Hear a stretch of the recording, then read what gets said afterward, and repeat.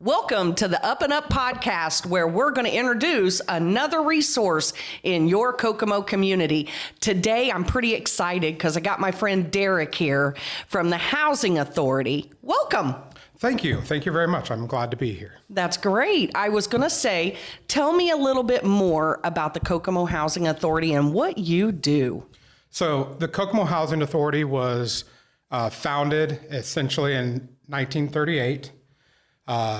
At that time, the federal government found a need for assisted housing in this country, and Kokomo had a need for 500 units at that time. Woo. So unfortunately, at that time, the only amount of funding that was received was for Garden Square, or at the time, Gateway Gardens, and 175 units were funded. My goodness. And that was back in what year? 1940 is when Gateway Gardens, now Garden Square, opened up. Whoa. That's a long time. And since that time, the Kokomo Housing Authority expanded to over 500 public housing units, and we have over 700 vouchers that we issue through the Housing Choice Voucher Section 8 program. Do you see that in decline, or do you see that on the increase? So the need is increasing, the funding is decreasing. So one of the things that we've done over the last 3 years is we've reduced our public housing stock from that 500 to transitioning those or converting those under the RAD conversion to project-based vouchers. So now we're down to just Garden Square left, 175 public housing units, but we're in the process of converting it as well. So the Kokomo Housing Authority will no longer have any public housing units that they own and operate and manage, but will only be issuing the housing assistance through the vouchers. Okay. And so the need is increasing, and we're trying to find other ways to meet that. We have created over the last few years an affordable housing program, which are properties that the Kokomo Housing Authority or our affiliate, the Superior Street Housing Development Corporation, own and manage. And they are not federally assisted. So the individuals who would reside there are paying full rent. But because of our model and the way that we've done this over the years, we're able to keep the rents low. So they're affordable, they're market rate, but they're affordable. And we're still marketing towards individuals that are at the 80% of the average median income for the community. And for a family of four, you're looking at close to $60,000. That's their part to pay? No, the $60,000 is what that family income can be. Oh, I see. So a family of four can have an income of close to or around $60,000 and still qualify for affordable housing. Affordable housing. Okay. And when we talk about affordable housing, Derick, what kind of rent prices are we talking about?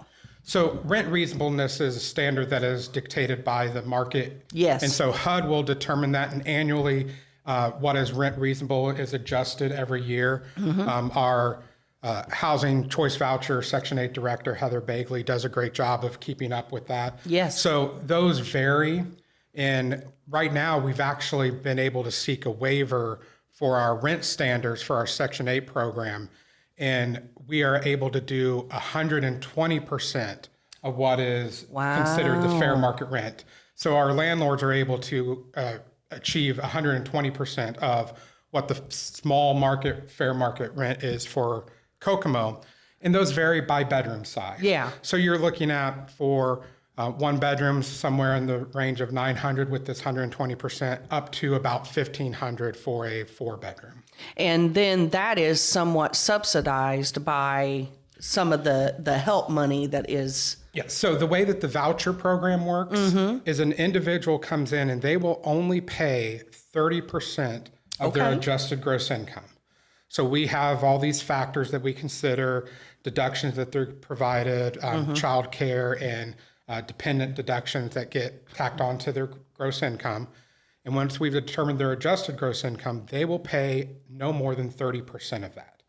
So if an individual, if 30% of their monthly adjusted gross income is $100, that's what they pay, and the Kokomo Housing Authority through the voucher covers the rest through what's called a HAP payment, or a housing assistance payment. I see. And so your landlord is getting compensated at a normal market rate, The fair market value, if you will, and that the recipient that is living and residing in there is getting a reduction in rent, and therefore they're able to actually sustain their family in order to have the food, shelter, clothing, and all the necessities. And then they can begin to save maybe even money so that they can get out of public housing if they choose to. So, because again, some growing families just can't get ahead in the economy, right, that Absolutely. we're in. Absolutely. And so this is really not meant to be a permanent assistance. No. It's meant to be a temporary assistance. It is model. It is, and it's sort of kind of a hybrid. And I want to kind of.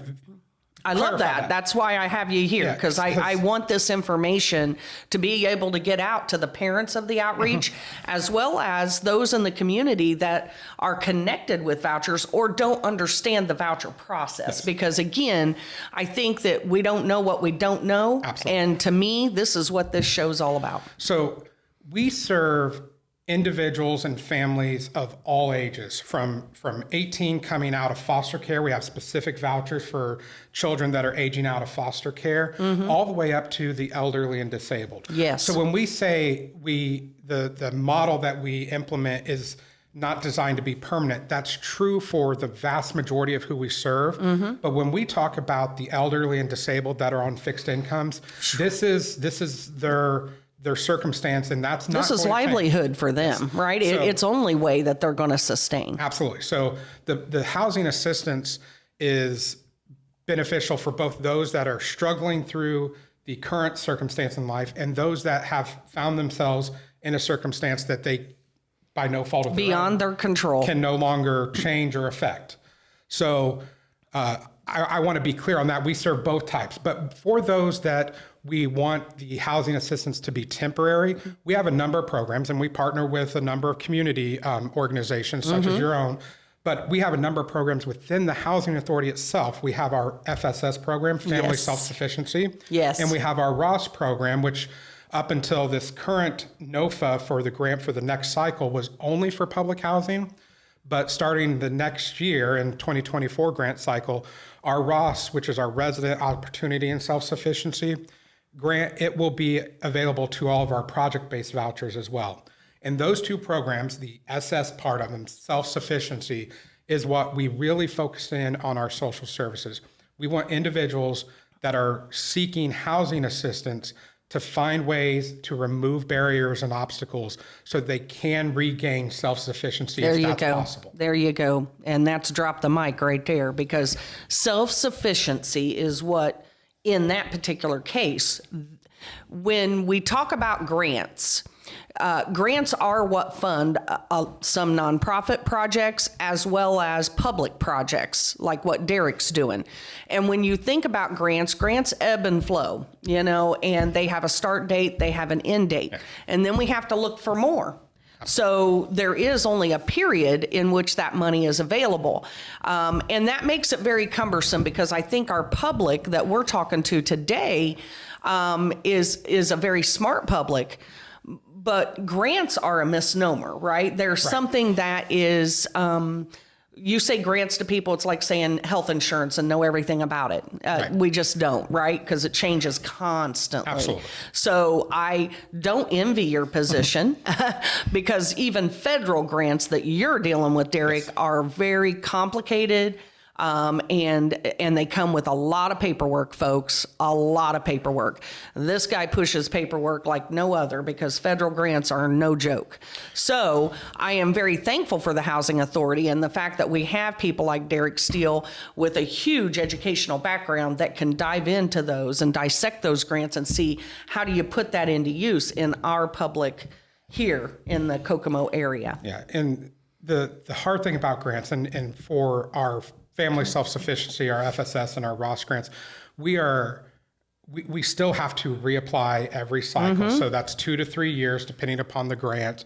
And while we're hopeful that the federal government is going to continue to fund those, the people we serve, they're kind of at that whim. And Yeah. it's really scary because we do develop these relationships. I know you fully understand that. Our children in our homework club, which I know you Yes. work very closely with Angie Yes. Sanders. Our children in the homework club are so dependent upon the relationships that are built. And so are the people that we serve as tenants. Yeah. And those relationships, those are what help build people and give them the confidence to go out, seek further education, to seek job training. Those relationships help build them up. And if we lose that grant funding, I can't imagine or foresee how we can just pull the rug out from those relationships. Yeah, it's not like you can hold a chili supper. Right. And just, get $1 million for housing. Right. And so it's not like a nonprofit where you throw a big event together. That's not what you guys do. You do housing, you do families, you do children. And so, yes, you're right. And what I do want to say is every grant has specific things, outcomes and output measures that you have to meet. Absolutely. And so tracking what is going on in the self-sufficiency game is very important. And it's no joke. It's not really a game. It's that you've got to record those numbers of who's attending the classes, who's getting their certifications, who's making their way forward. And so it's almost like the outreach. We're building self-sufficient youth that are able to pull themselves up, and they're able to support themselves through their points, their incentive. You don't even have incentive. The incentive is reduction on housing in order for you to get your sustainability under your belt. But they have, there's a lot of coaching to that. Yes. And there's two things that I wanted to kind of address there. We do have incentives under the FSS program. Okay. The FSS program is unique, and it spans all of our programs. So it can touch the housing choice vouchers, the project-based vouchers, and the public housing.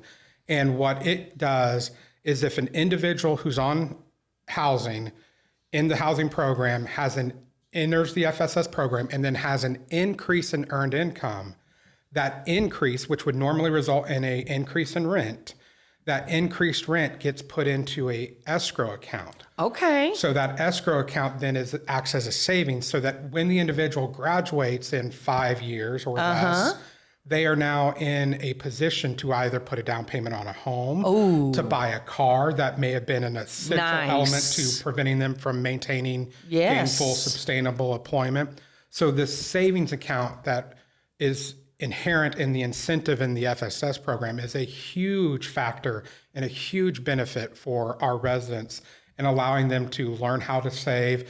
But also, one of the things that is sort of a double-edged sword or a catch-22 with the housing program is every time your income increases, and we want you to seek out better employment, improve your income, but every time your income increases, so does your rent.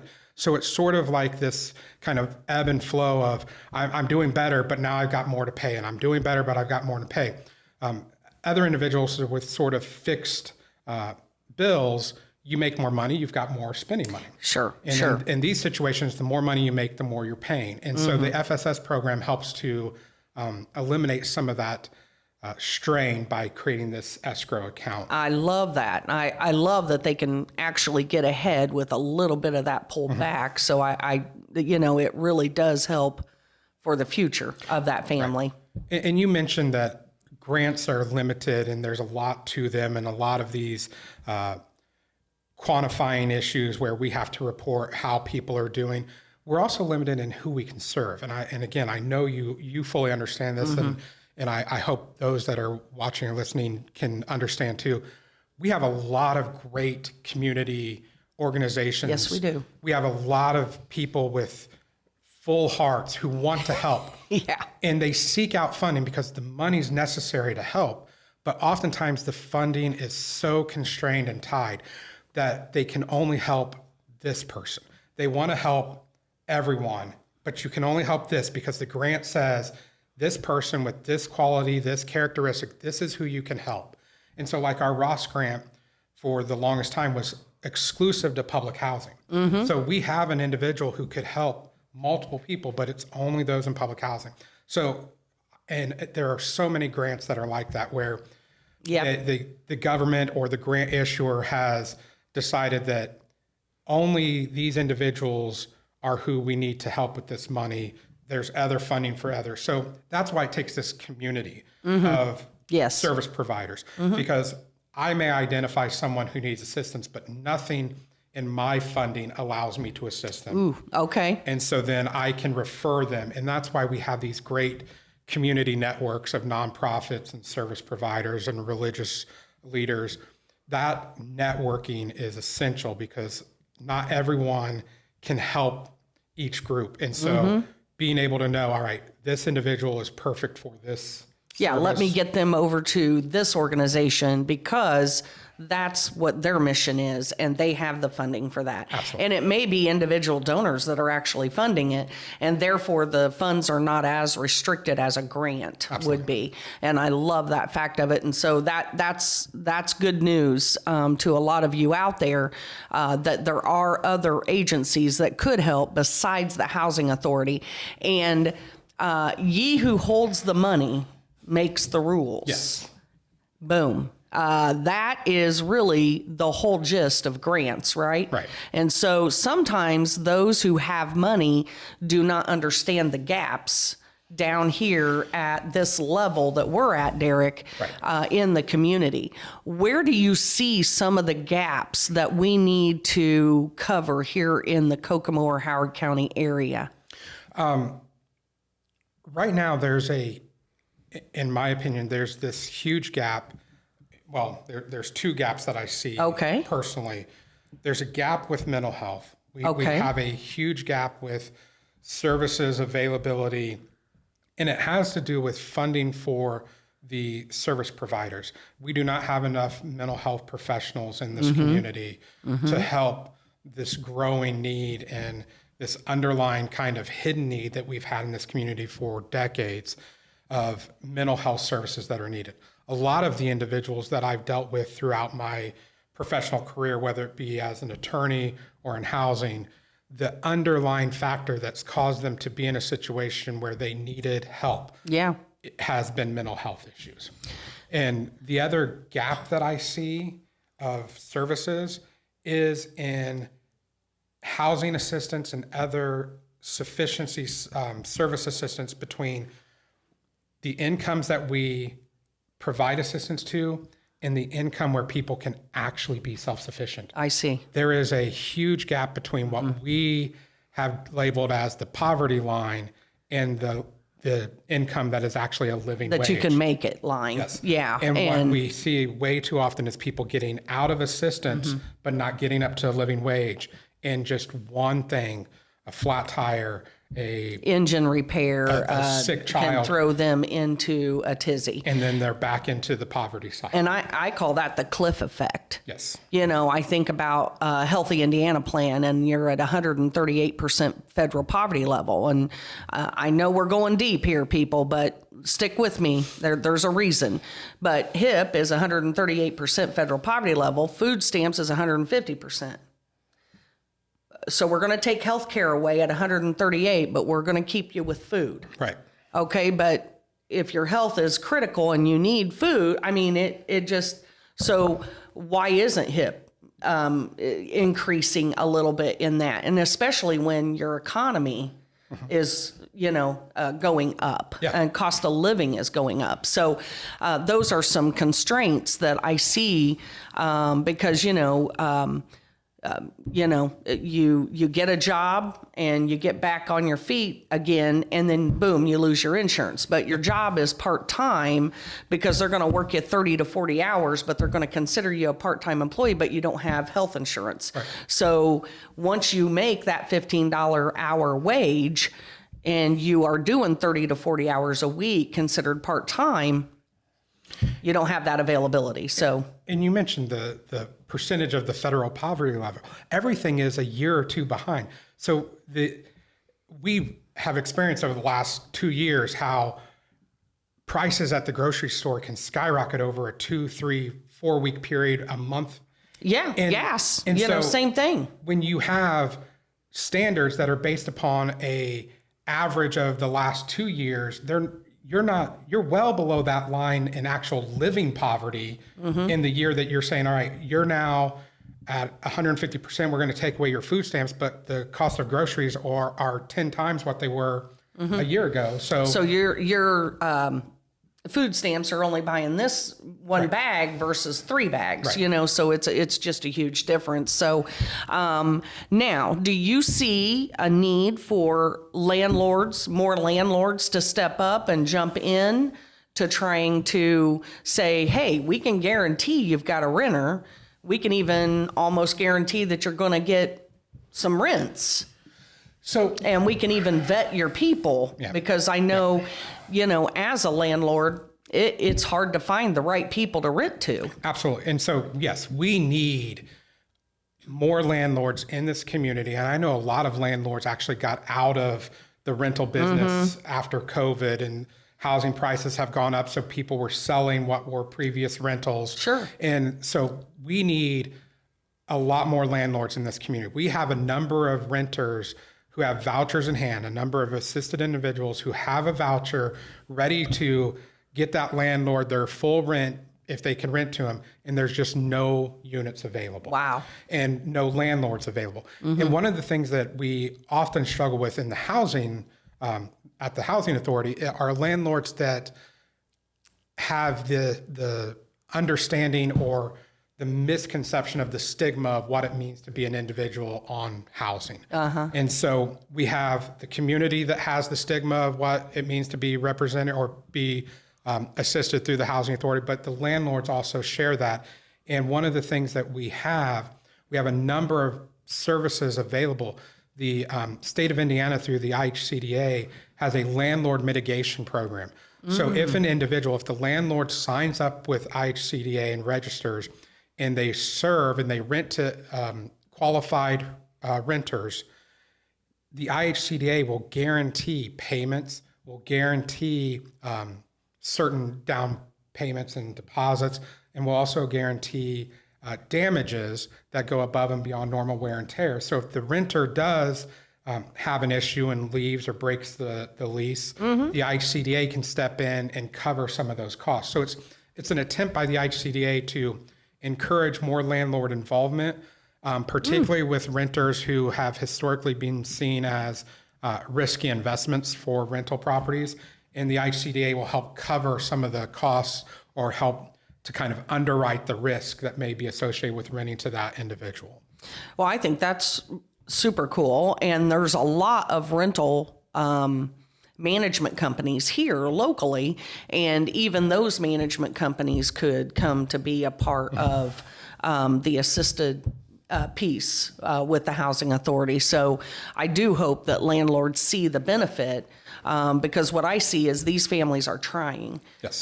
There's very few of them that are just sitting there not trying to do anything. I see a lot of families. I see a lot of single parents that are working 2-3 jobs to be able to support their children.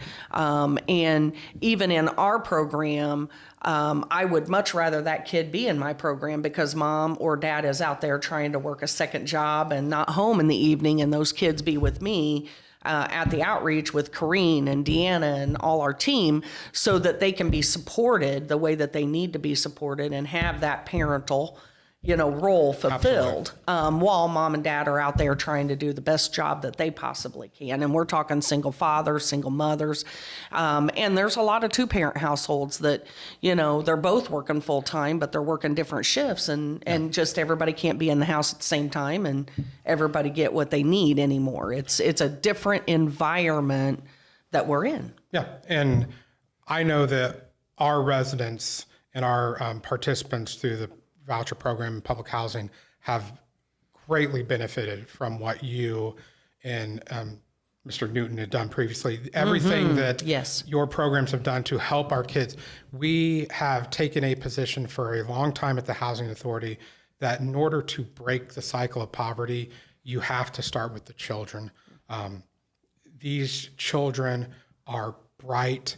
They're good kids who have a ton of potential, and they just need the right role models, and they just need to know that there is opportunity out there. Yes. Sometimes you don't know that there's something different unless you're exposed to it. And a lot of these kids are not exposed to the variety of culture and opportunity that a lot of other individuals in larger cities or just of more wealthier status are exposed to.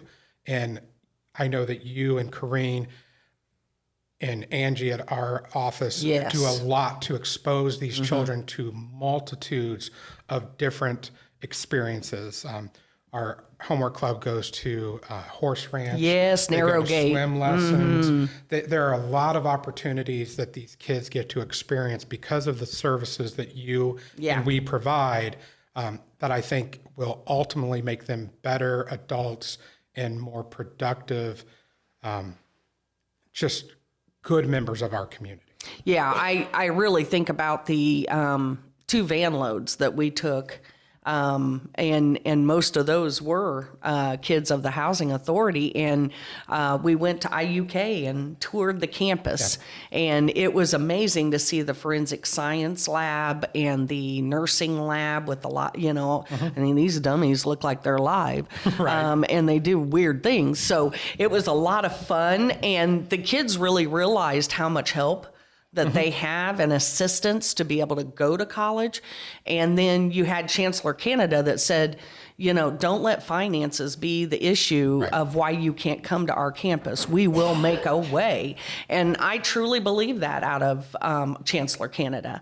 And I even believe that out of Ethan, Chancellor Ethan Hiker, that is out at Ivy Tech. Talked to him the other day, and, they want nothing but the best for our kids in Kokomo community and the Howard County area. So I think with, all the partnering of the schools, partnering with, the colleges, our children have a bright future. Absolutely. And really, the future really is held with them. But if we can change the cycle, Yes. We are going to make a difference. And you guys there, Angie and all of your staff is major. And I love the fact that you're all working together to make it happen. So really, hats off to the Housing Authority, what you do every day. Thank you. I do know we need more mental health professionals. And social workers are a great resource. I understand they're not a mental health counselor, but they're a great resource because they know the resources in the community to get these kids or the families involved in. So thank you again, Derick. Is there anything else that you want to share with our audience? I think the only thing that I would share, you asked about that gap, and I mentioned the gap between where we can assist in housing and the living wage. That's one of the things that our affordable housing program is trying to fill that gap. And so that's where I think I see the Housing Authority going in the future is we're always going to have the federally assisted housing through the voucher program, but we're increasing and increasing our footprint and trying to fill the gap between assisted housing and affordable housing to sort of living wage. And so our affordable housing program right now has just under 30 units. We're looking to expand that over the next 5 years to 60 and then continue to grow that so that this community will always have that gap in protection for affordable housing, where if you're not able to qualify for assisted housing, but you can't quite afford that market rate rent either, we're going to help fill that gap. That's awesome, because that is a huge one, and it's going to take all of us working together to make that happen. I know you're constantly searching for grants. I know you're constantly searching for more funding to be able to make things happen. It isn't easy. My prayers go out to Derick and his staff. They deal with a lot of different issues, and funding is one of those. And so it's not easy. Lift them up in prayer, because sometimes it takes prayer to make it all work. And so I really do appreciate what you bring to the table. I love the fact that we're partnering and making things happen. So thank you again, Derick. I Thank really you. appreciate Thank you very being much. here. I really do appreciate Thank you. it. Thank you for joining the Up and Up podcast today. If you'll stay for this announcement, and then we'll hear from one of the Up crew. The episode is funded by the Community Foundation of Howard County. Special thanks to the Hunt Family Fund, which was used to fund this grant. And now back to the Up and Up podcast. Hey everybody, welcome to the Up and Up podcast. We're going to be reviewing one of our crew members today. What's your name? My name is Bryson. How old are you? 14. And how long have you been in the program? Almost 9 months. So almost a year? Yes. What's one of your most memorable but favorite memories here? Being able to make friends with kids in the program. In those 9 months, have you made any money?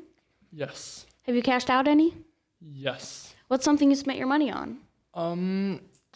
I gave it to my dad because he hunts a lot, so he bought hunting equipment, but I basically invested in him, and he's going to pay me back it with whatever interest rates are happening right now.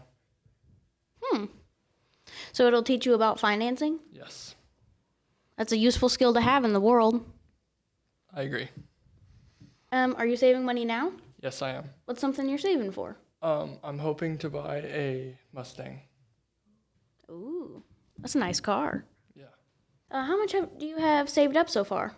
In the actual up program, I have 97, but at my house, I have 1,224. And what's a lesson you've learned from the program you think will carry on in the real world? Working harder and respecting those who respect you. The program helps with grades, right? Yes, there is a tutor there that will help you finish your homework, and it's helped me a lot. Oh, tell me more about that. So you go on your work night to actually work, but any other night that you can come, there's a tutor there that helps you with homework. What did that do for your grades? I used to be like a C student, and now I have all A's and B's. That's great. So, after the program, what are you going to do as a job? I'm hoping to be a songwriter or singer. I sing most of the time, and I'm in a varsity choir for my school. That's good. And what do you do on the nights that aren't your work night? We have a huddle on Wednesday. What does that do? What's that like? We basically sit in a room, and we're asked one question, and we answer it. What are the questions like? They're about like lessons we can use later in life. Do you have a favorite question to answer? Not really, but they've all taught me something about myself. Like, it taught me to be more confident in my voice when I'm standing up in front of a large crowd of people. And if you continue on that singing career, do you think that will help you? I feel like it would make me more confident being in front of a large crowd of people singing. And what is some advice you would give to a kid just starting out in the program? Don't feel like this program isn't for you, because everyone starts out somewhere. And what's your favorite type of job to do? What do you usually do? I like to do like the heavy work, like lifting or pulling heavy things.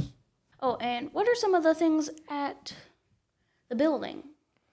There's a store, there's a gym, and there's a game room. Do you usually go to the store and get something?